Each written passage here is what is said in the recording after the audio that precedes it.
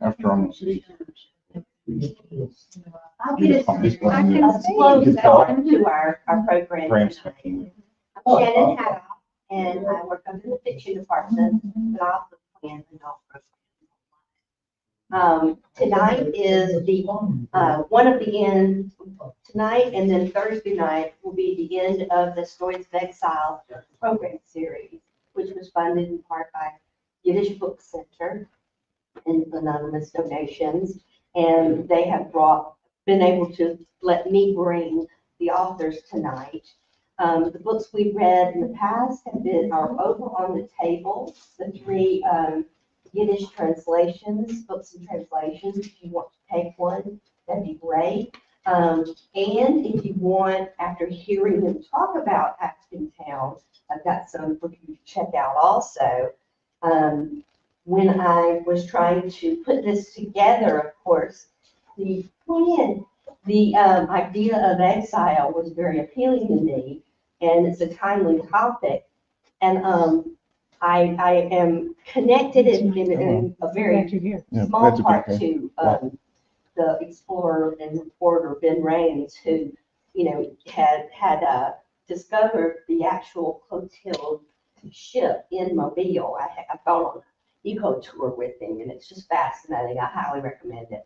But that got me started reading about Africa Town near Mobile, the survivors of the Clotilde, and the stories coming out of that, just amazing. So imagine being a young person and learning about this. This book that they have now created is such a gift because, Charles, you said it, the idea of a novel in verse is very easy to read. It's very accessible. And I think every age can read this book and learn so much about it. Let me tell you something. It's not like we changed rooms. I changed rooms and confused everybody. Sorry about that. But anyway, this is intended as a young adult book, but it's really for everyone. I learned a lot about it. And through their research, and they'll talk about that, you hear so many of the voices, and it's just very moving. Irene Latham is, of course, an Alabama author. She lives in Blount County, right? But she is a very wonderful and published children's author. And Charles Waters is in Atlanta, and he's from Philly, so, but he's been a Southern boy for quite a few years now, so we accept him as one of our own. He's an actor and author. Fascinating backstory of working in different venues, but really finding your home in front of kids. Sharing poetry and the love of poetry with school children and getting them to love the word. I'm going to hand it over to you guys, and you can tell us more. Thank you very much. Thank you. Yeah, shout out to Shannon, who made this so easy to the organization, and shout out to the sponsors of this Stories of Exile. We're just honored to be a part of it. So this will be called Why We Must Remember, Lessons Learned from the Survivors of the Last Slave Ship and the Founding of African Town. This is our third book, and it took the first two books that we've done, Can I Touch Your Hair and Dictionary for a Better World, to prepare us for tackling such a topic. We're also known as the INC Construction Company, building books one word at a time since 2015. The logo was all Charles's idea. I'm big on branding. I look at it like a vision board. And many collaborations are one-off.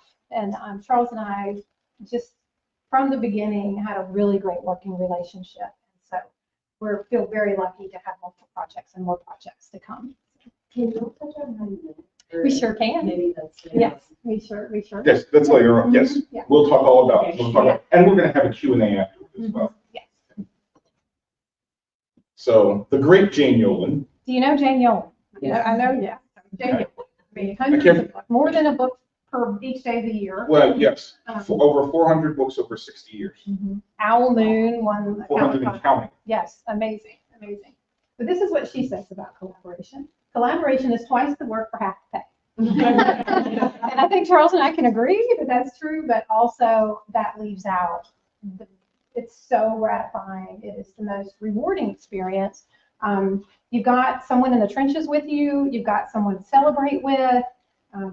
It all feels easier in many ways because you have a partner in it. So we find it, and I'm a real solo person in my personality. So it has come as a big surprise how much I enjoy collaboration. One quick story about Jane that ties into collaborations. Jane has, our first anthology comes out next year called The Mistakes That Made Us, Confessions from 20 Poets. One of those poets is Jane Yolen. So Jane Yolen sent a poem in that needed revision. And Irene and I, this collaboration is good. Irene and I were texting back and forth for like 10 minutes. Yeah. How do we tell Jane Yolen her poem needs to be changed? She's Jane Yolen. And we were back and forth and going, and Jane is a very upfront person. So I said, we're just going to have to be honest with her. And we just were we started off by saying, there's a weird world where we're giving Jane Yolen notes. However, ... And you know what? She sent back in a half hour. It was perfect. And that's why she has 400-something books, because she knows how to work within this industry. And that's how collaboration can work, because you can kind of bounce ideas off. So in our time together, we're going to share a little more about us, how we met, and our books together. The three main lessons we learned from the last slave ship in writing this particular book. And we'll read to you just a bit from African Town, and we'll have Q&A. So we'll talk about our childhoods. Irene and I found that we had more in common than we thought when we collaborated on our first book. Can I touch your hair? For one thing, both of us are one of 5 kids. 3 boys, 2 girls, in both families. I grew up outside of Philadelphia in a town called Yeadon, Y-E-A-D-O-N. So you can walk to Philadelphia, so on the border of Southwest Philadelphia. Tina Fey is 15 minutes this way. Will Smith is 15 minutes that way, and Bradley Cooper is 30 minutes that way. Let's give you an idea. So I'm one of 5 kids. My father was a businessman. My mother was a teacher for many years in the Philadelphia school system. I still have memories of Mom grading papers, falling asleep, watching The Tonight Show starring Johnny Carson. And that's our family, what it looks like. A more recent photo of my brother Todd's wedding. And I'm also one of 5 kids, as Charles mentioned, and we both have 2 boys and 3 boys and 2 girls in the family, which is super interesting. My family, they are quite adventuresome, my parents. My dad and mom both grew up in tiny towns in Florida, little bitty towns. My dad in Port St. Joe, Florida, and then my mother in Fort Meade, Florida, a coal mining town in Central Florida. They met at Florida State University, and they just wanted to explore the world. So my dad took jobs in far-flung places. This is a picture of our family in Thailand. And we lived in Saudi Arabia for 2.5 years, and then traveled extensively before returning to the States, and then traveled a lot, moved a lot as a kid. I'm the one in the pink pants, the purple shirt, and the yellow umbrella. I'm the middle kid. But I love to share this story about my upbringing because it has a lot to do with the books that I write and the subjects that I choose. I grew up knowing that not everybody looks like me, not everybody lives like me. I just had this big curiosity for the world and what it has to offer, and especially other cultures. And so that plays heavily into the subjects that I choose to write about today. So this is who we are today. As Shannon said, I'm a professional actor. I spent 8 years acting at shows at Walt Disney World, Indiana Jones, and formerly the American Idol experience, which has now been replaced by Frozen Cinema. And I got into poetry through a company called Poetry Alive, which performs poems as theater across the country. So think of them almost like sketches on Saturday Night Live, except there would be comedic, there would be dramatic ones. You had to learn all the poems by heart. I did the 3-year rotation. I had to perform over 200 poems in 37 states, including Alaska. Wasn't for that job, which I took only because I'm an actor and I needed work, I wouldn't be talking with you today. That's what got me into poetry. I still act. there's me with Kevin James and his old sitcom called Kevin Can Wait on CBS. And that's me, that's a more recent photo at the top right, in a Hallmark movie that came out in April called Spring Breakthrough. I was the inciting incident. I fired the lead character, leading her on a journey of self-acceptance and love. Following that Hallmark formula. He was perfectly cast Yes. in this film. It's so good. And so what I do, what I'm passionate about now is passing family memories onto the next generation. As you can see, those are my nieces and nephews there. So I have lived in Alabama since 1984. I went to Hewitt-Trussville High School, then went on to University of Alabama and UAB and University of Alabama. I got degrees in social work. These days, I had no idea that I would end up writing books for a living. We have 3 sons, my husband and I, Paul. We live out in Black County on a lake, a small lake out there. So I have a beautiful view and walk on in nature every day. It's great. And I play the cello. I'm an adult cello student and talk about humbling. It's a very difficult instrument to learn, difficult instrument to play. But oh my gosh, I love it. So What grade are you in terms of the cello? I could probably be, the pieces I'm playing now would be auditioning for college. So I've been doing it about 8 years now. They say it takes 10 years to learn. So, but I absolutely love it. So a lot of good times. We had different challenges growing up. For myself, I had learning differences. I was diagnosed when I was in 1st grade. And my mother, thank goodness she had connections being a school teacher in Philadelphia.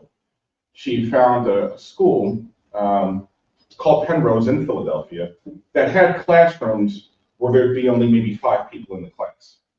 And that actually helped me because when there's too many people, my mind wanders. My mind even wanders, even to this day. I go to the library a lot and I reserve a room where it's just myself. Because by doing that, I can focus better. So I figured out ways to handle that. So I was in a resource room for either one class or all classes from 1st grade to the day I graduated high school. I went to a school called Fairleigh Dickinson University in Teaneck, New Jersey, about 30 minutes from New York. And the reason why my parents and I selected it is because they had something called the Regional Center for College Students with Learning Disabilities. It's one of the top programs on the East Coast. So I go to classes during the day, and at 2 o'clock, I go to the Regional Center for 1 or 2 hours and do my homework with a professional. And then I graduate college with honors. So for a person who's called stupid a lot growing up to graduate college with honors, to this day still means a lot. So that's been my big challenge even to this day, because my brain sort of works differently in terms of dissecting information. But he's a steel trap, buddy. But once he gets it, which my first grade teacher, Miss Green, said to in 1980, the Mr. and Mrs. Waters, Charles has a mind like a steel trap. He won't forget, but getting it in there is going to take time. So when I forget, I always defer to Charles because he remembers. Yeah, yes. I forget, he remembers. My challenge was that wonderful family that gave me so much also gave me a lot of chaos and gave me a lot of moving. Something like 13 different schools. I was always the new kid. I always went straight to the library. The books were my friends. I took books, when we moved, I could carry books with me. They were reliable, they were consistent, whereas a lot of other stuff in my life wasn't. So books, I tell people all the time, saved my life. I have a feeling I'm probably preaching to the choir in this room of book lovers. So I'm super grateful for the words in my life and the books that helped get me through some tough times. Mm-hmm. Our shared passion, a big part of our friendship, is our love of poetry. We talk all the time. We text each other almost every day, and usually it's poetry related, sharing things or talking about ideas. So these are 4 people whose work, among many others, have influenced us from left to right: Shel Silverstein, Valerie Worth, Jack Prelutsky, and Nikki Grimes. We wanted to share some of the poems with you. So Valerie Worth, she's now deceased, but she was just a genius at metaphor, simile, figurative language, surprising images. She will change the way you think about something as simple as a Safety pin. Closed, it sleeps on its side quietly, the silver image of some small fish. Open, it snaps its tail out like a thin shrimp and looks at the sharp point with a surprised eye. So that just, you'll never see a safety pin the same way again. Valerie Worth, the majority of her career wrote about objects. Everyday objects. You'll find few children's poets as great as Valerie Worth. This is a poem from a book called Bronx Masquerade by Nikki Grimes, one of the first novels in verse, which that I ever read. And what I loved about this book was these different students of different emotional maturity levels, different economic stratas, just coming together and existing with each other and learning from each other, sharing. So this is this poem. One of the characters' name is Devon Hope, and Devon wrote a poem called Open Mic. I woke up this morning exhausted from hiding the me of me, so I stand here confining there's more to Devon than jump shot and rim. I'm more than tall and lengthy of limb. I dare you to peep behind these eyes, discover the poet in tough guy disguise. Don't call me jump shot, my name is Surprise. So our first book together, Can I Touch Your Hair? Here, it had a really interesting beginning in that it wasn't our idea. Usually a book comes from the authors, but this was an editor who, this editor, Carol Haynes, on the edge there, who's suggested that we might write a book, a conversation about race for kids to make this accessible. And so we wrote as if we were fifth graders meeting each other in a classroom for the first time, and we were reluctant partners on a project, and our friendship grows through the writing of the book, which mirrored the experience in real life, because Charles and I were acquaintances online, but we'd never met each other. We knew of each other in anthologies that we shared space in. So I knew of Charles's his poetry. I also knew, and the editor approached me because we'd worked on previous projects together and said, you know, are you interested in doing this project, and who would you like to work with? And so she left it to me to find that person. I instantly thought of Charles. A big part of it was I knew we were similar ages, and Charles had always been so kind online. We had several online interactions that were really kind, and I just knew with material that is as sensitive and personal as our experiences with race, mistakes, and friendship, that this would need to be a really special person. So I reached out to Charles. And that's how it came to be. I had a stack of rejected manuscripts, and then Irene, who I knew from anthology, she had a great poem called About an Elephant.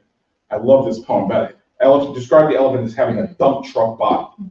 I was like, boy, that is good poetry. Who's this Irene Latham? So that's all. It's about what I knew about Irene is reading some of her poems. And she asked me she said, Carol Haynes, the person on the far right, had an idea about talking about race for young people after reading a book called Citizen by Claudia Rankine, which is a book of adult poems about systemic racism.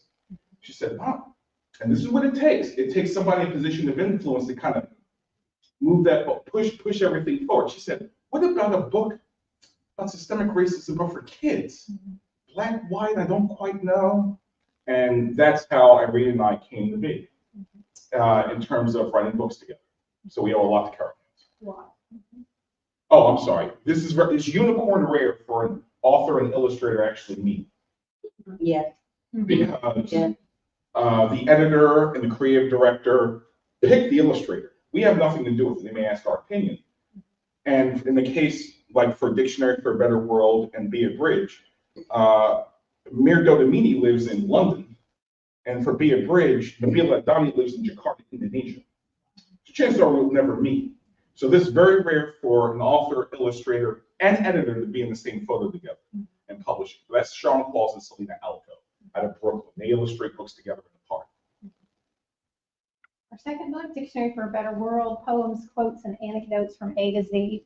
Y'all, when we started traveling around to schools, sharing Can I Touch Your Hair, we were so overwhelmed just with the way the kids embrace this work, and that's what it is, it's work.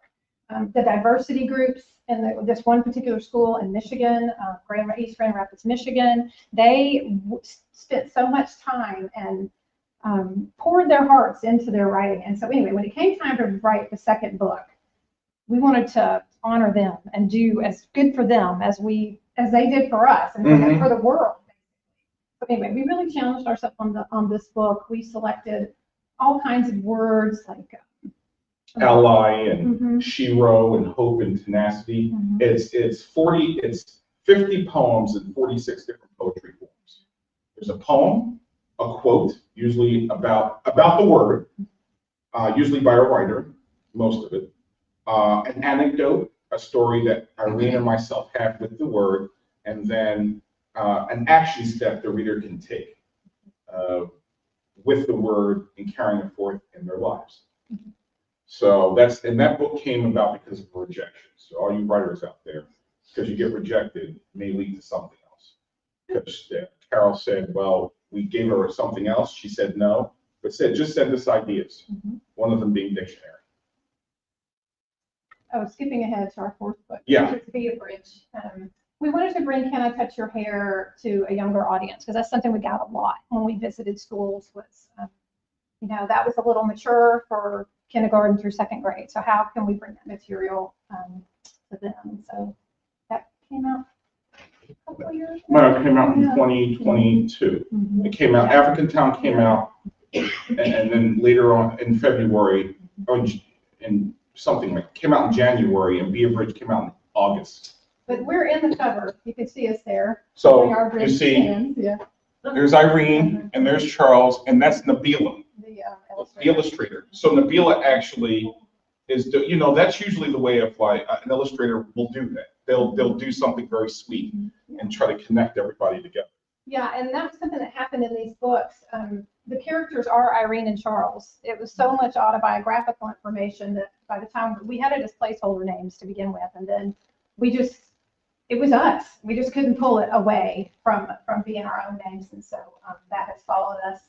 Yes, it has, and this was part of the list that we sent Carol when she rejected something else. We had a list of ideas, one of them being dictionary, one of them turned out to be a bridge, which was Can I Touch Your Hair, using some of the concepts, but for pre-K to second grade.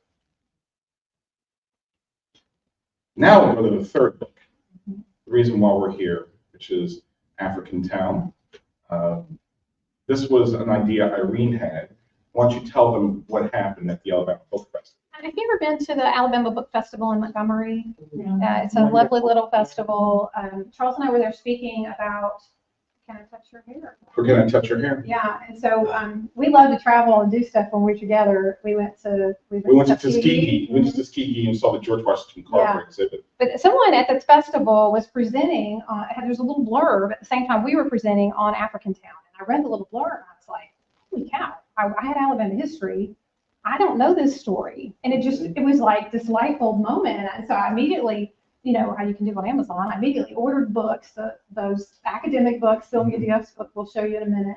And Charles and I were driving around and Charles, we'd been talking about doing a verse novel. And I told him about this and I'm like, this could be it, this could be the thing. Was this before even all of the fervor about finding the ship? Yeah. Yes, Yeah, this was all before that. Yeah. It was all before that. I'll make this really quick. Irene and I are driving away from Tuskegee. We start talking about verse novels just because we both love verse novels. And she said, Charles, one of the best verse novels I've ever read is The Watch That Ends the Night Alan Wolfe. by Alan Wolfe, which is a story about the Titanic told in 24 voices, including that of the iceberg. Including that of a mouse that drives the cooks up the wall, scurrying around in the kitchen. And Alan is in the dedication to Can I Touch Your Hair? How long used to order poetry alive? I'm going, what? How have you read that? And Irene once read 900 books in 1 year. So if she says this is one of the best first novels she ever read, I ordered it on the phone from the library right then and there. The next day is when Irene found out about African Town. So everything felt very kismet with this book, like it was meant to be. And we just really feel strongly that kids in this state, and all around the world need to know this story. And so what better way to bring it to them than through poetry? poetry, which is a very distilled way of telling a story. There's a lot of white space on the page. We could give voices from various perspectives about the story, including the shipping magnate who placed the bet Timothy Mayer, including several of the Africans who came over on the Clotilde, including the Clotilde herself, the ship, which kind of became the voice of all of us, like our collective, what we know now that they didn't know in 1859, 1860 when the story is happening. And that was Alan Wolf's influence, because we kept thinking of that iceberg in his book and going, what can we give? What can we give voice to this incredible trauma that's happening with an inanimate object? And so that's how I came to be. Right. So one of the big special things that happened with African Town, it was awarded the Scott Odell Award for Historical Fiction. Earlier this year, we went to ALA in Chicago, and I got to meet Laura Gerber. If you know Island of the Blue Dolphins, which was a Newbery Honor book, he wrote 20-something books, her grandfather. It was an incredibly moving experience, and to have the work validated. Charles and I have said having the approval of the descendants is the biggest reward of all. But this was such a wonderful validation as well for us, a big moment.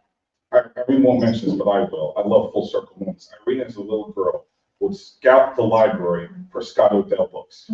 I love historical fiction. So the fact that, you know, fourth grade Irene, and then now the age you are now, all these years later, getting a Scott Odell Award, you said is a real full circle moment. Yeah, and you can't tell, but that dress I'm wearing, it has the last poem in African Town. It's printed on the dress. Oh, So I bought myself a special dress. It was an emotional lunch. It really was. The way I looked, good. Both of us would just finish crying. Wait, Her speech was so good. And she said, on behalf of my family, and I remember, we let the descendants know. They were very happy. We're still in touch with the descendants. They were very happy about this. We sent them photos, and it's just it was a great luncheon. So backing up, this is Stacey Barney at Penguin. She's the associate publisher of Nancy Paulson Books. And she's another one of those people in the industry who believes in these stories, and these stories need to be told. So this was us before the book was a book. It was a book deal at this point. And so grateful for her support. This book would not have been what it became without Stacey Barney's. Absolutely. Her fingerprints on it, for sure. Guidance. And these are some of the cool people we've met across the country promoting the book. Alabama Booksmith in January of 22. This is us at Vulcan. Because Irene and I hadn't seen each other in 2 years. So that's the first time we saw, because of the pandemic. So that's the first time we saw each other in 2 years. She was like, I'm taking you to Vulcan. And I'm thinking, I was like, Vulcan? The only Vulcan I know is like Spock in Star Trek. What's Vulcan? Yeah. And so I was like, oh, Vulcan's cool. Look at that view. So these are people we met all across the country. We're in Monroeville there in the courthouse. We got to speak in the Yeah, courthouse. basically to kill a mockingbird. That was a wonderful time. So our collaboration process, a lot of people ask us about this. Fun fact, we didn't meet in real life until after Can I Touch Your Hair was finished. We did Can I Touch Your Hair on emails and Microsoft Word, only spoke on the phone twice. We were getting to know each other. And Carol wanted that book in a hurry. She was like, let's start cooking. So we didn't have time to really get to know each other personally. It was all about book. And Charles was in New York City at the time. I was in It was more Manhattan, difficult for us to get together. And so Microsoft Word, and then especially for the second book, God bless Google Docs. Because you can work inside an active document in real time together. And now we have these marathon phone calls where yes, the phone and the computer, and there's one character we rewrote in 3.5 hours based on Stacy's notes. The only way we could do it was over the phone. So we rewrote, and Stacy was good with it after a 3.5 hour chat with one character, because we didn't know how else to discuss it. And we still use pen and paper sometimes, and laptops and all that good stuff. So that's our collaboration process. A lot of back and forth. So now we'll move into the lessons that we've learned writing this book. And one of the biggest lessons we learned was that this is the story of individuals, not as a group. And you'll hear it a lot and see it in articles about the survivors of the Clotilde, or as if everybody shares the same opinion. And so we went into this with the real goal of having our voices bring out those individual responses. And so we were really looking in research for the things that distinguished each person's personality and how they responded to the things that were happening to them differently. And so that really shaped our story. So we've got some things in here to show you. So the story began with Timothy Mayer, a shipping magnate in Mobile, Alabama, who in 1859 made a bet with his friends, saying for a certain amount of money, which I can't remember off the top of my head. No. I forgot. No, 9,000 is what they paid. It was like, That's right for it wasn't that much. It's like $100 or something. I'm going to circumvent the international slave trade laws, which have been in effect at that time for over 50 years. I'm going to go to Africa, kidnap Africans, and bring them back without the authorities knowing. He hired a man named William Foster. They retrofitted a schooner called the Clotilde into an enslaved ship. They're reading the paper in the Mobile Register that there is a port in Africa called Ouida, where Africans sell their own people for profit. It's something that's not talked about, I believe. How horrific that is. So Foster and Mayer hire people that don't know they're on an enslaved ship, and off they go to Africa. 1859 is when the bet was made. And 1860 is when they made, 1859 the bet was made, 1860 is when they left. And I've become aware of a lot of the stories. One of the stories that y'all brought out was the family of, the royal family King was Glele, yeah. bringing family members right. to be enslaved Yes. because they wanted to get them out of the way. That's right. That's right. Which is Gumpa. Gumpa, yeah. Yes. One of the survivors. And so. Yes, there's a mural. It's just been renovated. They just brightened it up and repainted it. This is before it had its facelift. Mural by Baron Lewis. That's on an overpass down in African Town, so you can see that when you go. This is just a picture of the map of where Ouida is, what is now Benin. Most of the people who were on board the Clotilde were of Yoruba background, and so that plays a big part. In the book, we had to hire a Yoruba expert to help us make sure we were accurate. They hired Yoruba actors for the audio book to make it as authentic as possible. Fantastic audiobook. Really I think so. Beautiful. Found in all major suppliers, including all of them. This is the protagonist of the story. This person was considered for many years the last living enslaved person in the United States. His American name was Cudjoe Lewis. He told Emma Langdon Roche that all the Africans want to be referred to by their African names. So in our story, we go by his African name, which is Kosala, or some people also call it Kazula. Yeah. So Kosala, speaking about individuals, something that was super interesting about his response to the things that happened to him. He was 19 years old when he was captured. Was engaged or nearly engaged, had a woman in mind who he was going to start a family with. Of course, that was all ripped apart. Brought, over here the horrible journey across on the Clotilde.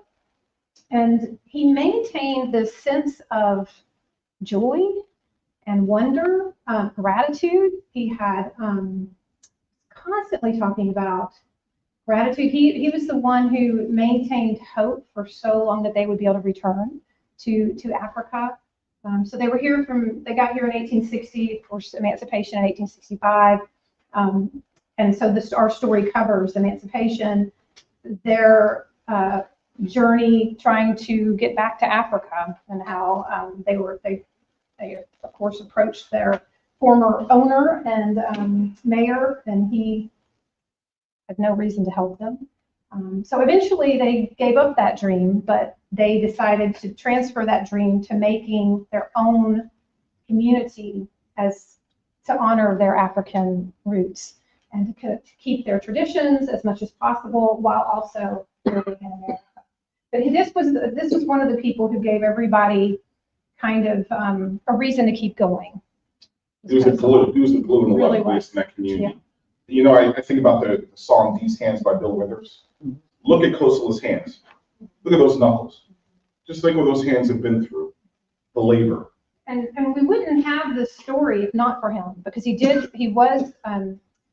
speak to several interviewers over the years. So largely the narrative that we know is because of him and because of those interviews. The women were largely ignored.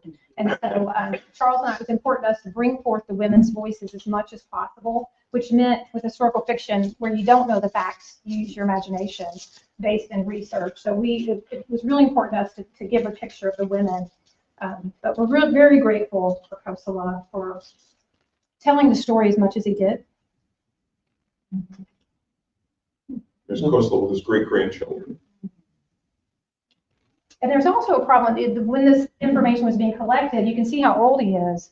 Now some of the memories that he recounts are so vivid and so detailed, and there's so much trauma that obviously, you know, there was a lot that in his head, but it's amazing the amount of detail in the stories that he was able to recount about what happened to him so many years ago.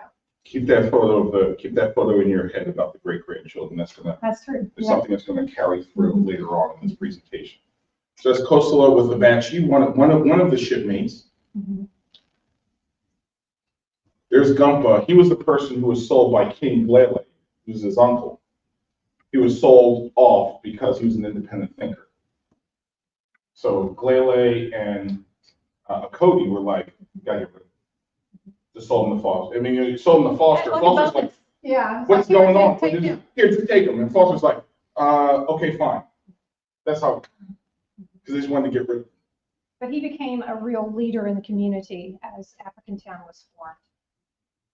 Oluwole, who Joycelyn Davis, who wrote the foreword to our book, who you'll see a picture of later on. That's her. She's a descendant of that gentleman and his wife, Maggie. And so is Questlove of the Tonight Show. And if you look right here at Oluwole, that's the way Questlove looks. It's interesting how genes just carry generations. So in African Town, there is a bust of Clotilde at the church. There is a graveyard. We'll show you as well. We took a tour around African Town, both with a group and on our own to tour. We're going to share some more with you about what's available in African Town for you now. Now there's a museum there. Has anybody been to the museum yet? When did you go? We went this year. Charles was there. I was there in July, and I was there in August. In August. Yeah. But I heard through NPR and Smithsonian named it one of the top tourist sites, and it has just been as well. It should. Yeah. As well it should. It's amazing. That's one humbling. That's almost an. I wouldn't say it's almost an all day kind of thing if you take your time. There's an exhibit at the end where they list all the names that are known, and there's probably 32, 33 names that are known, and the rest of the 110 captives are unknown. The names are unknown. It'll just give you chills. You just break your heart looking at this memorial. We're so lucky we know names and the stories of 32 of these people, but there are so many more that we don't. So we had a chance to spend a day in African Town. We were very lucky that I had a school visit. We had a joint school visit, and then I had a school visit in a place called Foley, Alabama, LA, Lower Alabama, LA. And so we had this short window, and this was 2 weeks before shutdown. This was late February of 20. So we were very grateful that we had a chance to at least spend the day and meet the people, and we'll talk more about that day later on. Altavis Rosario and Joycelyn Davis, two descendants who have been really essential in our journey. We're not from African Town. I mean, imagine being one of these two women, and here come me and Charles. You know, we really want to tell your story. You know, how do you respond to that? And I'll tell you how these ladies responded, with gratitude and graciousness and a little, you know, they made sure They were, you know, they made sure we'd done our research, and you know, they were great and helped us as much as possible, and have been continue to be great support. Of course, a big stamp of approval is Joycelyn Davis's introduction, which if you read the introduction, her message to people is she used to be ashamed of her story and didn't want anybody to know she was descendant of the founders of African town, Clotilde, and now she wants everybody to know. So she encourages young people to talk to your elders, and then share those stories and be proud of from where you came. Words can't express how important it was that we got their approval. Mm-hmm. We sent the final draft with a lot of nervousness, and they both said mission accomplished. And I said, and Irene said, we both said, no matter what happens, that's all we care about. Book can get bad reviews. Nobody. We did our job because we're not members. Honor them. Yeah. We wanted to honor them. We're not members of that community. So the fact that they have been so kind and welcoming to us humbles us even to this day. And that's Altavis, who is descendant of Coastal. Look at that resemblance. And she's an educator in Pennsylvania, and she did the discussion guide for this book. So free and downloadable on our website. Yeah. Altavis did that. Yes. And Jocelyn is big in the Netflix yes. documentary. Watch the documentary. Yes. Yes, she is. So lesson 2 is facts are slippery. It's amazing how much facts shift around when you start digging around, and how many there's discrepancies. We found a lot of discrepancies. We had to make decisions on what information do we trust, what information do we give to students, what can we be most sure about, and then we'll share with you a story too of things that were changing literally as we were writing the book, facts that were changing. Sylvia Diouf is the amazing academic researcher behind Dreams of African Alabama. If you want the whole deal, meticulously researched, this is the book to use. This book was essential to us. She gave us her blessing as well, to kind of use her book as a skeleton for our story. So she helped give us a real narrative, blow-by-blow account of what happened to Coastal. This was so important we read multiple books and dissertations and all that, but this was a big help. And Dr. Davis was very kind to us when we reached out and let her know our aims and said, I wish you the best, go at it. So yeah, we did. Very encouraging. Well, I mean, what a researcher. Yeah. And librarians, we cannot sing your praises enough. Yes.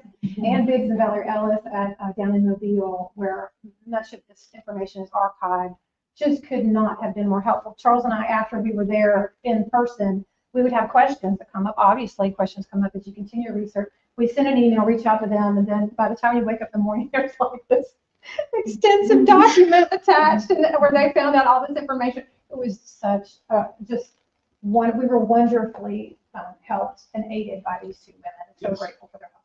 And that's us going through files that they brought out for primary resources. Yeah. The actual ship journal from the ship journal from Foster, the obit for Mayer, all these good things that we poured over that helped us in our research. And interestingly, what helped Ben Raines find the Clotilde was looking through there, taking, there was a little smoke and mirrors going on because they didn't want the Clotilde to be discovered. And so he read between the lines, which was just genius. When you say they, who didn't want it discovered? They, Timothy Mayer and William Foster and their descendants. Yeah. Yeah, if you know anything about Mobile, the name Mayer is everywhere. The family's worth $36 million. Yes. They have Mayer State Park. There's a lot of Mayer around. They've made millions of dollars on the backs of enslaved people and Black people who weren't enslaved. So, which last month, 60 Minutes, which we'll talk about, the mayors finally came out of hiding because they didn't comment on this for decades, and they finally came out of hiding and met with some of the descendants. 60 Minutes, which you can find online, that the interview.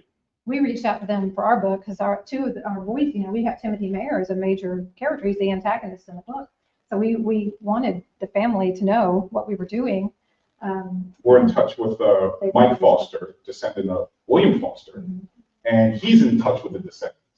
He did this in Anderson Cooper the first time we went to African Town. Mike Foster apologized on behalf of his family to the descendants. Very emotional. Really. And so we're still in touch with him. And so Timothy Mayer gave the wrong coordinates of where the Clotilde was to throw people off. And Ben Raines found it after a faulty claim. I mean, it shows you never to give up. And that's Ben Raines right here with some of the Clotilde remains. This was major news. This was all happening while we were working on the book. We were like, oh my goodness. We kept going back. Yeah. Back. We must have been reading on the back matter of the book. I don't know how many times because new things kept happening. So you can see that's where it was found. And then you can see pieces of it. And he actually showed this on his phone too. And now there's like 10,000 cameras. So you cannot get near the site. I mean, it's very much in protection right now. They're not sure what they're going to do. There's talk about raising it, which would be extremely expensive. There's debate about whether that's the important thing to do or not. There's a lot of differing opinions about that right now. So they're working through all that. And of course, Ben Raines has written a book too, Last Slave Ship, which is also available in the library. Came out the same month as African Town. Ours was the beginning. His was at the end of January of 22. And that's us meeting Ben Raines. You can tell the smile on our faces because we've been researching this for three and a half years. So we'll probably meet some of these people who are passionate about it too. And this is that. They do every year. They do a Spirits of Our Ancestors Festival the first weekend of February, open to the public. This year in 2024, it's February 3rd. It's a beautiful event. You're welcome to go. Charles and I have been lucky enough to attend. But that's where we met Ben and many of the descendants. If we had met Tom Hanks, we'd be like, oh my goodness, hi Tom Hanks. I mean, Ben Raines, we're like, what? Meeting, Altavies and Joyce, we're like, what? So this is how things kept changing, everybody. While we were working on the book, thanks to genealogy, people thought the news came out, international news, that Radoshi, also known as Sally Smith, who was sold away from African Town, who was on the Clotilde, who lived longer than Kosala, was known as the last living enslaved person. She was sent to Selma. That's where she was. We go back to the book. Change that. We change that. We keep working on the book. It felt like 3 months later, international news again. Matilda McCreer, who was only 2 years old at the time of the crossing, was known as currently, as the last living enslaved person in the United States. So Irene and I went back to the book and added the screaming baby in the beginning. So by that time, the book was essentially finished. We had to turn it in. Just to give an idea, so the screaming baby, if you read the book, that's Matilda. If we have any regret, we could not have given that a voice throughout the book. If we could have given, if the timing had been different. The timing had been, the book was getting that time. We had to send it in. And lesson 3, hope dies last. Yeah, this was such a powerful experience. I can't even express just the humanity, from a human perspective of being inspired by what these people experienced and how they lived their lives. It just, we complain about things every day, y'all. The traffic, whatever. And here are these heroic people living their lives, and they never gave up on family, culture, language. It was just incredible how they stuck with each other, their friendship with each other, the bonds that they have with each other. To me, it was such an inspirational story about what our world can be. Different religions. Yeah. And they picked people, they picked Gumpa to be the spokesperson to run. He was sort of like the mayor of African Town, and Gumpa wasn't Europe. That's right. It didn't, I mean, they selected who they thought was the best person, and it didn't have to be within their own community. Back in Africa. So it was very powerful. And they didn't give up their dream of being African here, even though they were kidnapped and stuck forever. Eight-sided fence. Yes. Just like Africa. Just like They faced east. They faced east. Their homes faced east to Africa. So they did not give that up. So we find all these little nuggets in our research. They built African Town, which we call it, we get questions about this. So just like Clotilde requested that he be called Clotilde by reporters, at the time of its founding, what's now known as Africa Town was African Town. So we chose to honor that in the title. But now it's Africa Town, and now when you go to Mobile, there's Africa Town Parkway, and there's a lot of effort being put toward tourism, especially with the new museum, which is great. More and more people will know the story. And then there's the church that they built. Built. These incredible people built a church, a school, a cemetery, and all these three things are still around today. You can go and see in Mobile. And Governor's Chimney is still there from his home. They pooled their money, basically, and they would build a house for one community member and save more money and build the next house. I really loved how you did that in the book. You talked about I mean, of course it's fictionalized, but you gave voice to these discussions of, will we ever get back to Africa? Right. Discussions of, no, we won't, but we've got to plan for the future. And they were so of like mind, once they, knew mayor wasn't going to give them land. They weren't going to be able to save money to send anyone back. Right. They just shifted gears, but it was still all together. Right. I loved how you showed that. Thank you. We love how that happened. It's just incredible. So you see the community celebrating the finding of the Clotilde to the left. To the far right is Miss Lorna Woods. She's related to Joycelyn. And we like to think of Joycelyn and some other people we're going to show you as the next generation. Miss Woods dedicated her life to keeping African Town's name in the consciousness of people and the story. Yeah, keeper of the story. She's a main reason we know a lot of the stuff that we know now. It's Lorna keeps telling people. We haven't met her yet, and that will be another when we do. So the History Museum of Mobile that was the morning. We spent at least 12, I think over 12 hours in Africa and in the area. That was our first stop in our research trip. If you're ever in Mobile, please go to the door. Please reserve yourself a space at the Dora Franklin Finley African American Heritage Trail of Mobile. It's a bus tour.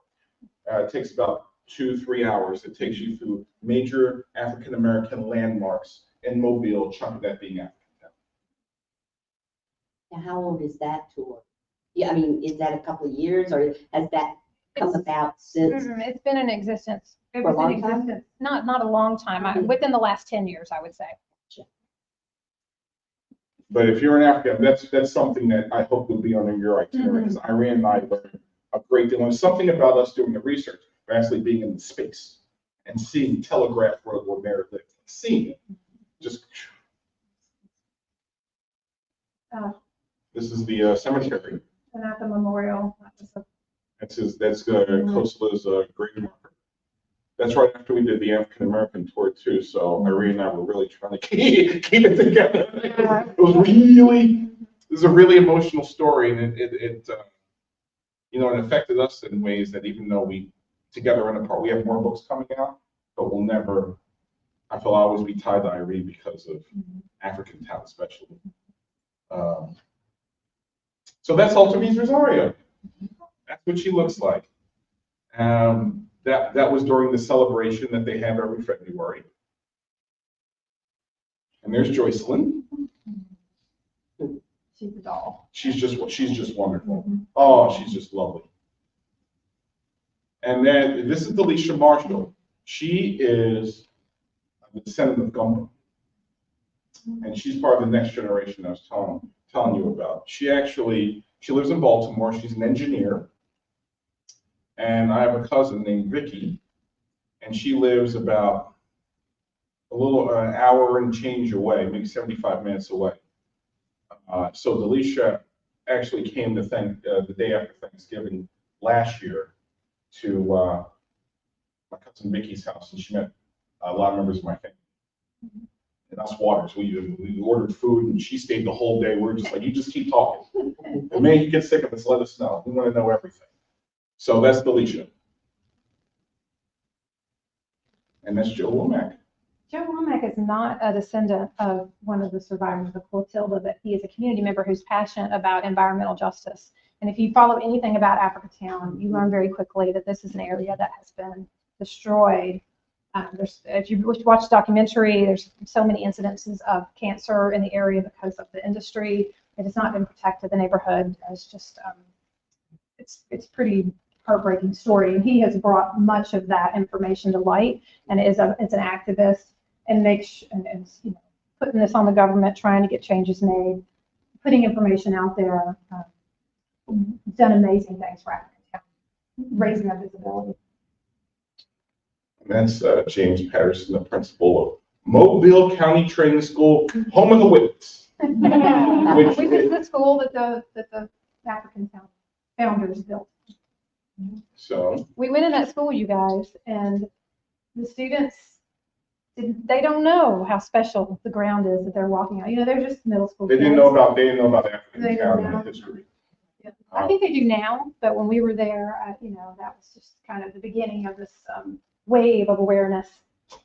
Penguin Random House donated copies that we gave to all the teachers at the school. And that's us with the students in the history class who came and heard us talk. And as you can see with this photo, they had a hurricane. Am I right? That's right. Mm-hmm. Hurricane, Flooding. and there's the flooding, and they were still kind of, look at the shelves, they're still damaged. Y'all. Damn it. Library. Stepping toward reconciliation. So, even though it aired in November, it was taped in July of 2023, where Clotilde descendants Joycelyn Davis, Pat Frazier, and Jeremy Ellis met with Meg Mayer and her sister Helen, great-great-granddaughters of Timothy Mayer. Face-to-face talk. It's a big moment. It was a big moment, and the Mayer family, which is, I'm not telling tales at school, this was in the interview, they had been at war with each other. They had sued each other. And all this was going on, and finally got settled. And Meg and Helen now run the finances of the Mayer business. So they're starting a food bank in Africatown. The sisters have volunteered, not only with physical, labor, doing it themselves with everybody, but donating land, and I think it was, I'm trying to think which one's Helen. Well, one of the sisters said, it'll be great if you come back in 10 years and see what happens. So I texted Delisha, and I think they're like, well, because they've been burned so many times, like, well, fingers double-crossed, triple-crossed that this is going to work out. So this is, just as an outsider, I never thought I'd see this. Yeah. So there you go. So reconciliation is happening. Keep hope alive. You can donate to the efforts through the Clotilde Descendants Association for preserving this history. They're the ones that sponsored the Spirits of Our Ancestors Festival, which we mentioned earlier. And that's us at the Africatown Heritage House. And that's us outside in their statue. There's no photographs inside except the lobby. Yes, they won't allow photographs except in the lobby. They won't allow it inside the exhibits. Highly recommended. And so a reading from Africatown we'd like to do for you. This is Clotilde, our story. This opens the book. Be still, my children. Listen with your ears and your heart. Our story starts with this mark on my right cheek. These chipped teeth. See, this is how you know I am who I say I am. The town where I was born is called Banti. It's nowhere near here, not an African town, not in Alabama. This town's way across the ocean on the west coast of Africa, in the kingdom of Dahomey. My family's home was a round two-story adobe with a terrace, surrounded by hills, about 8 days' walk to the sea. Someday maybe you will see the world the way I have seen it in Banti.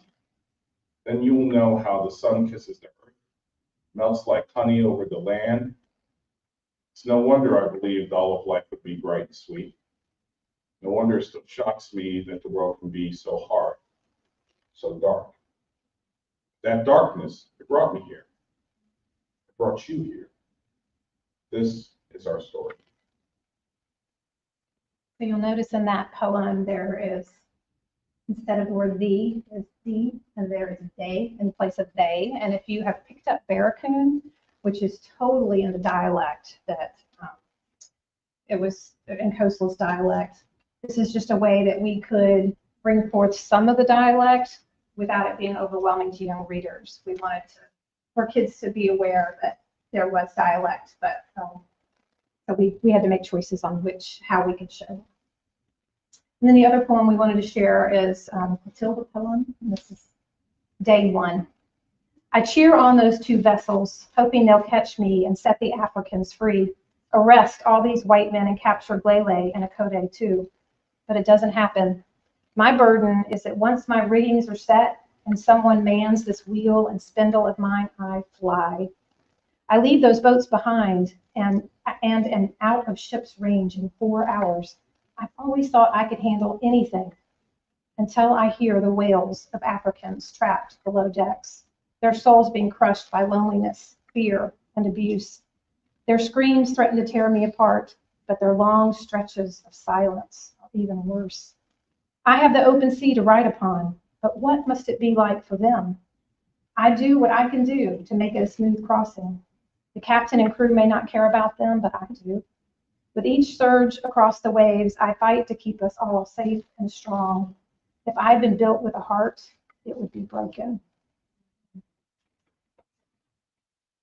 So thank you for being awesome. Those are the 4 books we've published so far.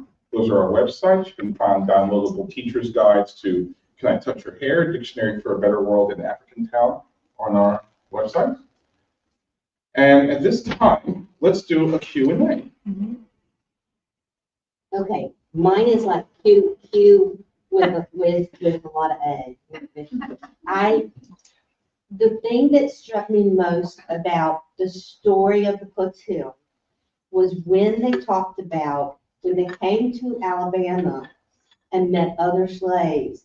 You have to keep in mind they were only slaves for like 5 years. Mm-hmm. They knew freedom. Mm-hmm. And the slaves that they were meeting, they were born into slavery and never knew anything different. And I am just struck by how you portrayed that, but also that's just a different angle on how you understand these people. You know, perhaps that is why they were so strong in carrying their heritage, because, you know, they only left Africa 5 years ago or however many years ago.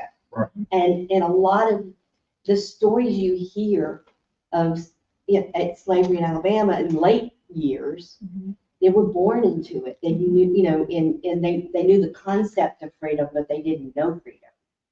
And that you did a wonderful job with that. I really thank you for that. An important distinction. Like you said, that's a totally different way to be enslaved with the mindset. We found it so interesting that there was so much conflict around the Africans because they were, would you say they were more valued by the mayors? They were kind of a showpiece. Yes. The Africans are They're, kind they're of more shown- exotic. The word we don't like to use. Yes, That's but what we use right I now. hate to say that that's Yeah, what that's what they was. And they also,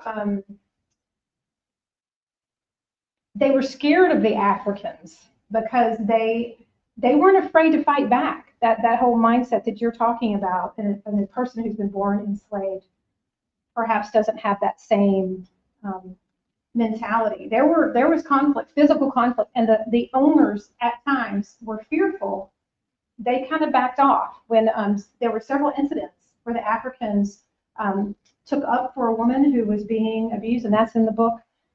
They went, we called it, Irene, I called it the Django mill, because they beat the daylights out of this person that was assaulting me. They just beat him over and over. And then there was a time where in one of the people's homes, the person who was the maid, something happened and she let out a yell. And they heard that in the fields and came charging to that house. So I think that may go to what you're saying is they knew freedom for so long that to have this happen, it'd be different than somebody who was born in slavery. So, yeah. There's kind of a dearth of literature about emancipation. That was really important to us too, to kind of show this time period of what it was like for emancipation. And as we were talking about wanting to show the individual reaction, I mean, I don't know, is there maybe 6 or 7 poems about emancipation? How these Africans responded to freedom. To Yeah, they didn't know what was going on. It's just like, people yet cheering and just going, what is happening? And then they found out and had their own little celebration and created a drum from a tree and began celebrating. So, any other questions? Yeah, I'll get you right. roads have been built through Africa Town now. And I mean, how much of it is it have the roads torn up? It decimated the community. Yeah, split it in half at one point. I feel like now there's about 400 residents, and at one point there was about 800 residents. It was a pretty thriving, it was a well-kept, thriving community. And then bit by bit by bit, it got decimated By industry. Many of them owned by the Mayer family. That's why that meeting is so, there's a lot to unpack that will continue to be unpacked by the descendants and the mayors being face to face. What was your question? And then, okay. Yes. Irene guy who worked with the auto shop workers. Do you know what their connection to Clotilde and African Town is? Like, I know the auto worker properties from that. And so Ben Raines has family anywhere there. He's from Mobile. He's a journalist who has worked in environmental justice too. So he knew the descendants and had involvement with the community through his work with environmental justice. So my question is, how is back in the day of Clotilde, any of their family members tied to the Clotilde? And, you know, because I'm sure that a lot of people on Clotilde worked there came from that. So, has anyone researched to see back in their families? You know, I don't see that. I don't think so. I don't think, not that I know. About people who actually worked on refitting the Clotilde to be a slave ship. No. And the crew. And the crew. Yeah. There was very little information on the crew. Yeah, Well, Irene I and mean, I, the act was punishable by death. right. So anybody that was on that ship is gonna keep their lips zipped. there was a brief mention of one person on the ship, and Irene and I created a whole history of his life because there just was a lot of information about. But if you're interested in researching, I mean, that would be a great area to focus. Because you're right, there's got to be others. Well, the second question was, I know that you all went through the lessons learned and about the individual and not necessarily groupthink. So my question is for each of you, your purpose in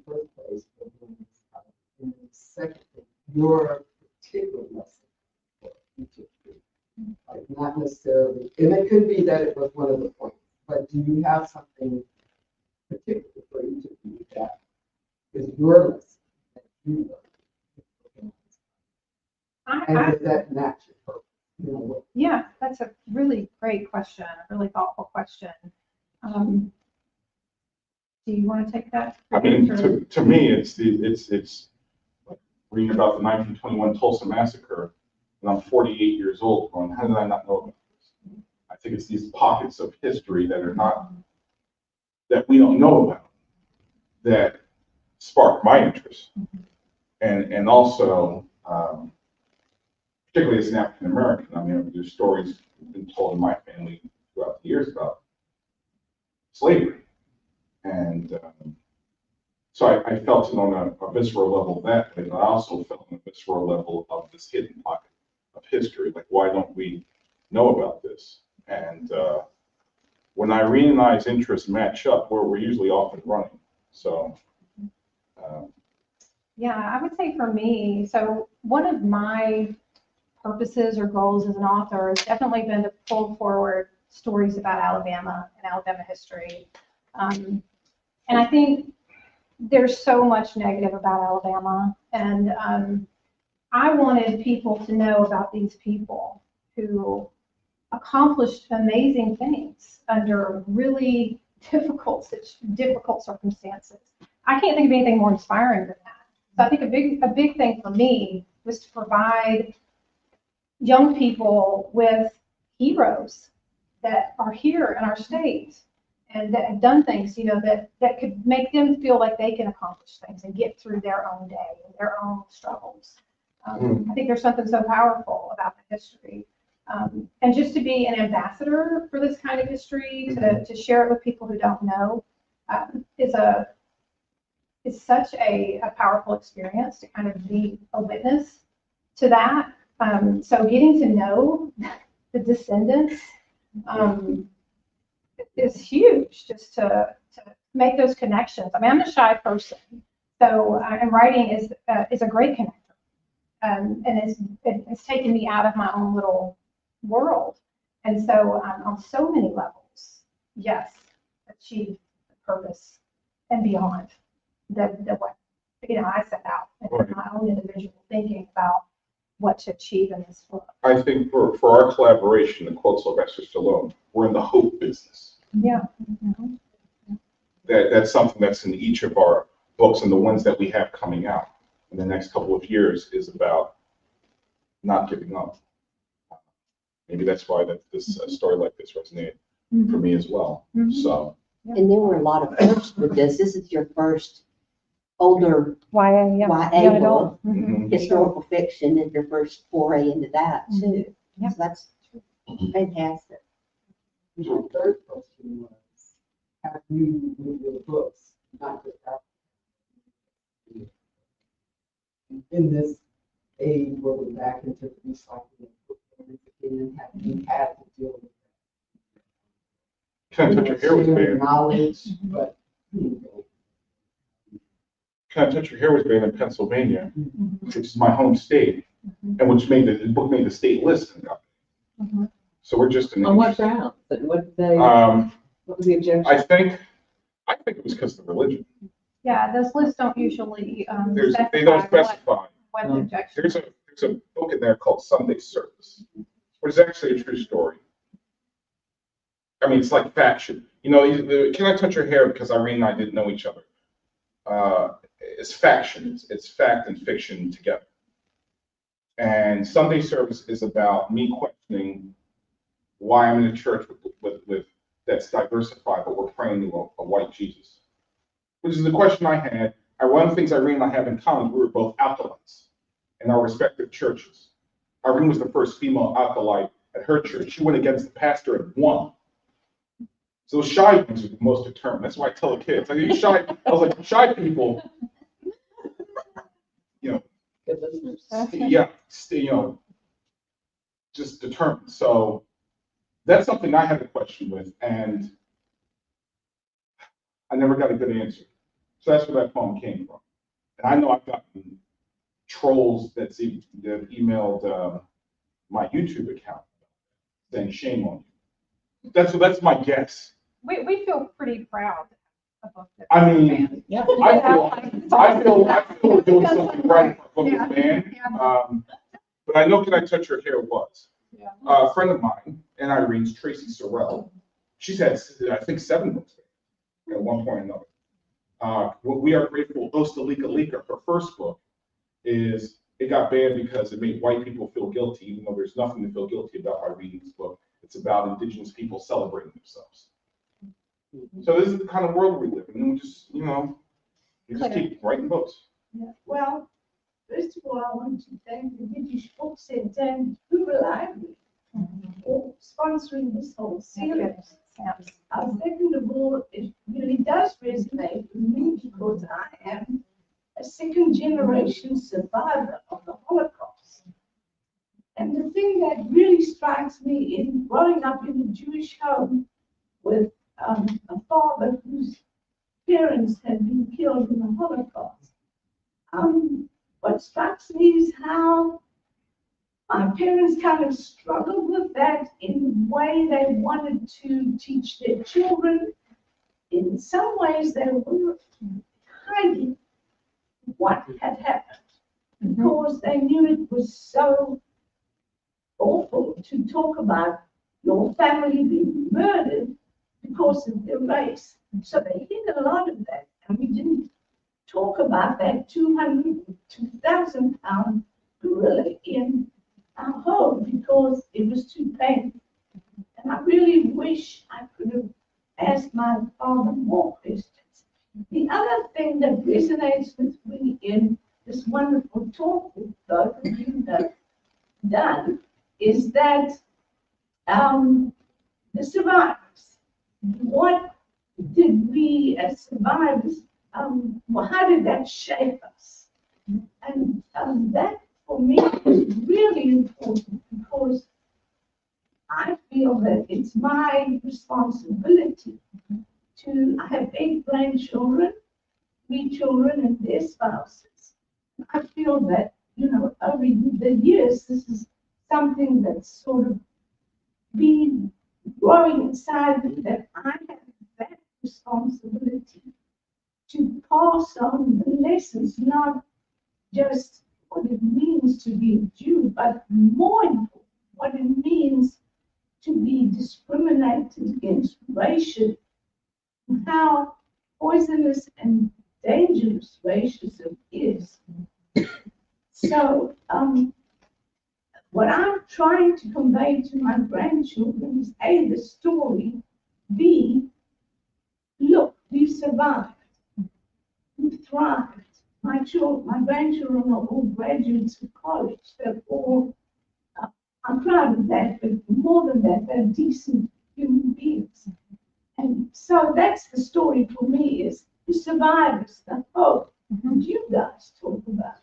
How you were so impressed by people who were so downtrodden, were able somehow to reshape their lives and reshape the next generation through hope and through survival. And it's just amazing to me because when I came here, I thought, well, I'm not sure how this kind of works in with the Yiddish Book organization. It's a different story, but it really isn't. It's not a different story. It's the same. That gives me chills to hear you say that, because thank you for sharing that. Well, thank you. You were saying survivors. If you watch the Descendant documentary, what struck me is you meet in the beginning. Is it Emmett or is it the crabber? The young guy. Yeah, right. You kind of see him at the beginning of the documentary, and he's like on the edges of things. By the end of the documentary, he's in the cemetery giving a tour of it to a Southern writer and is like, yeah, my name's Lewis. I am, this is, and you could see almost the evolution of his pride in just that documentary. And I think, through all of this, these survivors and generations follow are going to be very proud. I follow Joycelyn on Instagram. We're Instagram buddies, and she shares pictures. To go to both your points, she shares pictures of people in her family, the next generation, Generation Z, who are heading off to college on scholarship for good hard work and talent, and I think, well, that's just carrying on. Only their ancestors could see that now, how that's being carried all these generations later. And I think that's what it's all about. We're the dreams of our own ancestors, the hopes and dreams. So, yes. This time I'll get you to it. Okay. For Ms. Irene, do you think having travel, or what role do you think having travel? So I know about the negative side, but what role do you think having travel has played in your life in terms of even writing such books, or your mindset of how you approach things? Because I'm a child of I'm 20-year Air Force. Yeah. And we traveled, been out of the country a lot. And I mean, if I'm ever grateful for anything, it's that. Same. Yeah. It was, I mean, it is a lifesaver. Yeah. It's the flip side of the not having been enslaved in one place. Right. It's the same Right. as the independent mind thinking. You know, being able to travel, to be exposed to other cultures and other ideas. So I just wonder what that has meant for you. I mean, totally shaping in many ways that you're speaking about. I mean, my earliest memories, we lived in a Saudi neighborhood, is playing with a little Saudi girl with whom I could not communicate. You know, we did not speak the same language. We played hopscotch, we played chase, there were goats in the neighborhood that we chased. There was, you know, just that exposure to someone who was completely different than me, but it's just like me. And like I said, I think seeing so many things at a young age just made me so curious. I knew from as early as I can remember that there's so much out there. And so as a writer, and I think Charles can attest, I have so many ideas. That's because I have an insatiable curiosity. And that's directly from that. I am incredibly grateful for those parents of mine who just, nothing scared them. And they just, you know, took the 5 kids, and my mother homeschooled us and did flashcards on the airplanes. And, you know, they were fearless in many ways. And they would touch, and they would not touch your hair.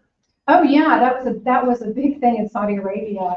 It's a Muslim country mostly, so women are largely covered, and so at many places my mother would also be covered, but there were places that we could go where my mother didn't have to be covered, and you can just imagine she was just very blonde, and there's 5 of us little blonde children, and we often had the attention of the Saudi people to touch my mother's hair. She had this beautiful long blonde hair, so seeing that other side being kind of shaped by that, and then to come to Alabama in 1984 and be asked by my high school teacher, Mrs. Roby, at Hewitt Trustful High School to write a paper on man's inhumanity to man. I wish I could have written the story for her.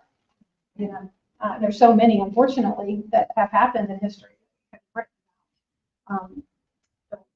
So yeah, I think compassion for other people, just an acceptance that the way a person looks is not a person's heart. We share emotions, you know, to connect with people on emotional levels. You know, I'm still learning all the time about how to be a better human in this world. It didn't make me perfect by any means in interacting culturally, and sensitivity, and like I said, still learning, but really grateful.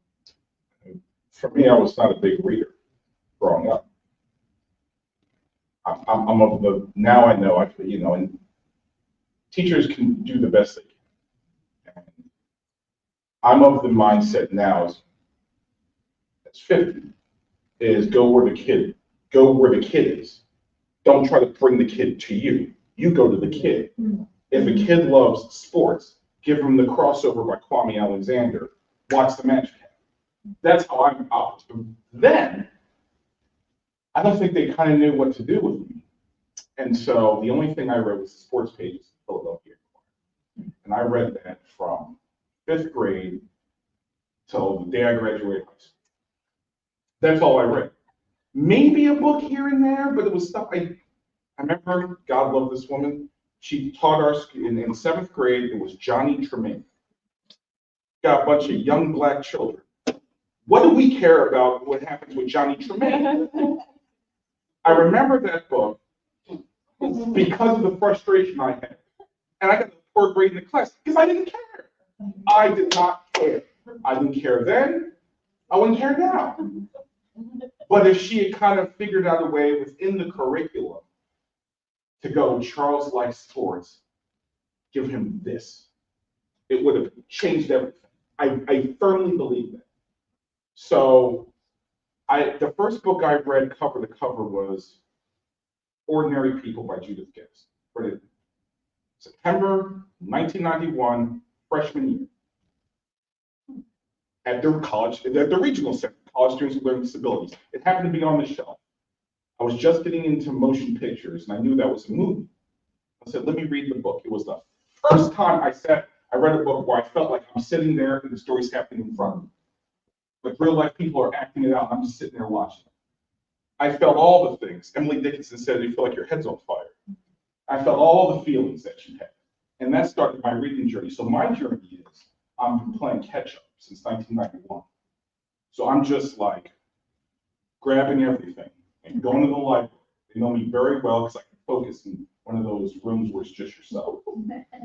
And that's my journey. I'm all about now finding a student what they like. It could be anything. I once met a student who wanted to be a fashion designer. If I were a teacher, I would search high and low books about fashion. Something, a fictional story in the fashion, something to get that kid excited. That's why representation matters so much.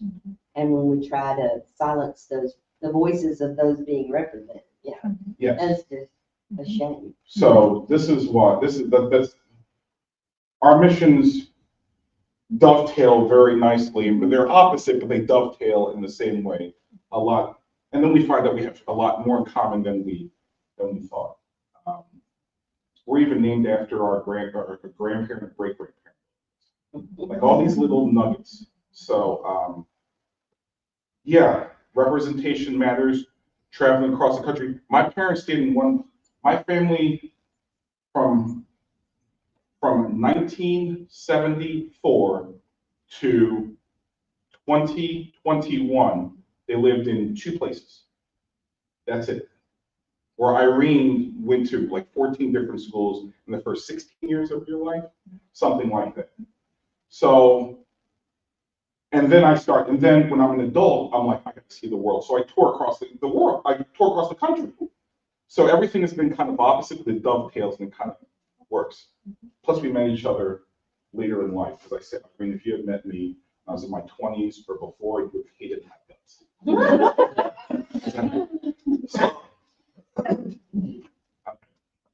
Yes. So speaking of travel, have any of the descendants been able to travel back? And if so, what was that Actually, experience? Ben. Let me tell you. Mhm. Yes. There's actually a documentary going to come out in the next couple of years, Delisha, who's Gumpa's descendant. She went to Africa. And others have as well. And others have as well. They've gone back. She showed me photos of her walking on, and she was crying so hard they were picking her up. So she showed myself and my family photos the day after Thanksgiving. So I can speak about Delisha. And she's descended from royalty, right? She's sound from royalty. Yeah. And I know Ben Raines went to Benin to research his last slave ship book, and he talked a lot about that too, about getting descendants together. Delisha's going back this summer. This upcoming summer, she's going back to Africa again. So my second question was. Not this year. I just wondered if they want to move that. I mean, would any of them move or they say? I haven't heard anything No, about no that. one has said that. No one has said that. Mhm. That we have. So my other part of that question,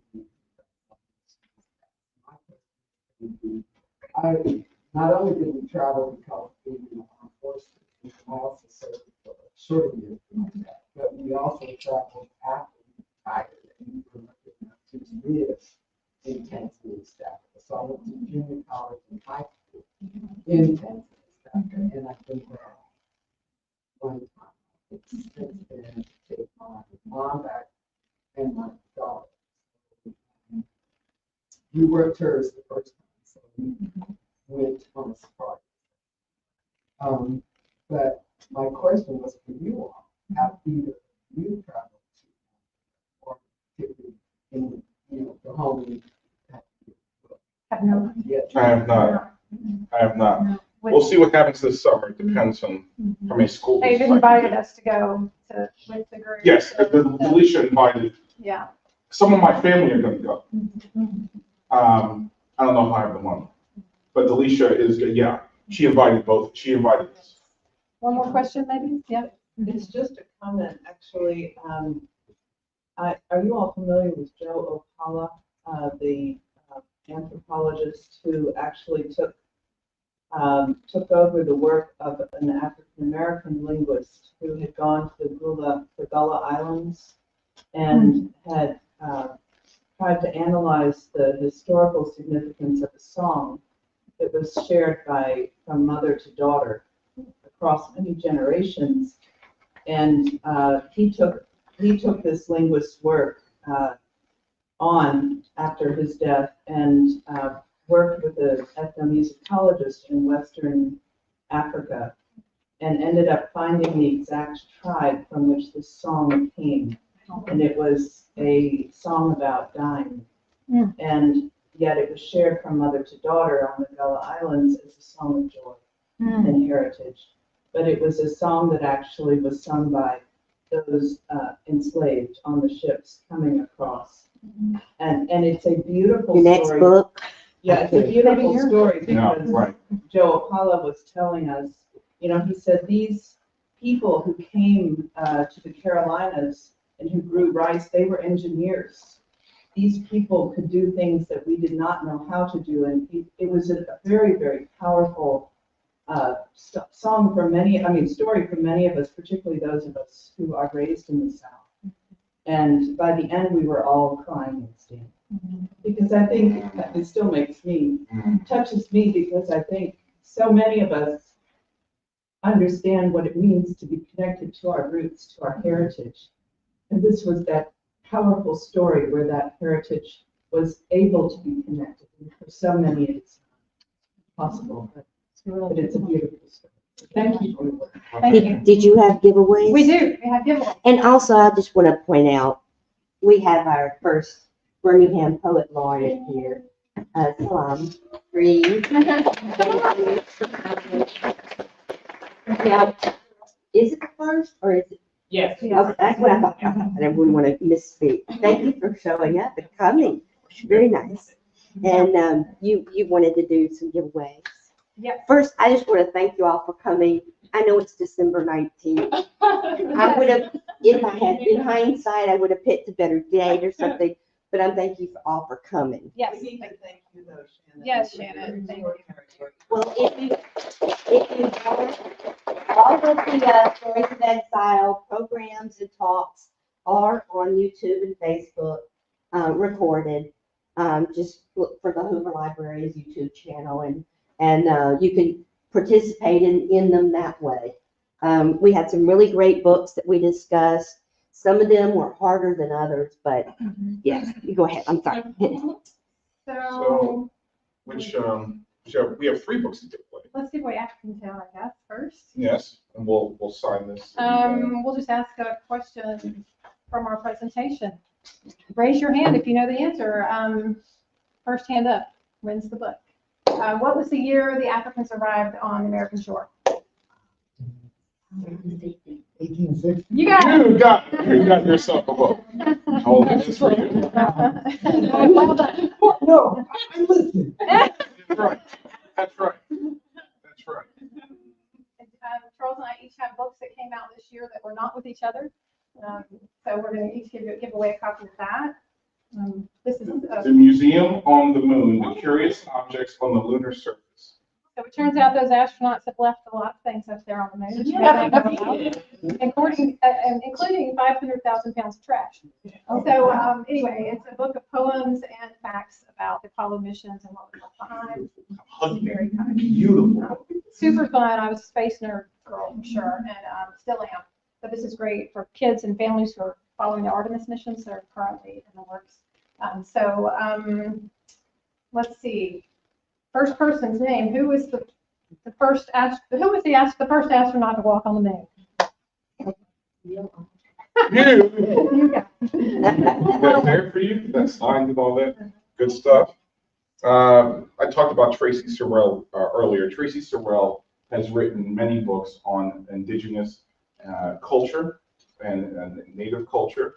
She is a member of the Cherokee Nation. She lives in her family's ancestral homelands outside Tulsa. We collaborated on the book that came out in October. It's a middle grade novel in verse called Mascot, set in the fictional town of Rye, Virginia, about a group of 8th grade honors English students with the help of their teacher aiming to change the mascot at the school called the Braves. This came out in October. It was named one of the best books of the year by NPR, Publishers Weekly, Kirkus, and the New York Public Library. This has been we spoke at the Library of Congress last month. It's been a very, very humbling journey, and my buddy Irene is thanked in the back, so I know what that'd be without the link. so proud of it. So yes. proud. So let me think. What is the new football name for the Washington team in the NFL? Matters. So you yourself, you just got this. Okay, so we'll get that all signed and for each of you that one book. Thank you again Thanks, guys. for coming out. Appreciate it.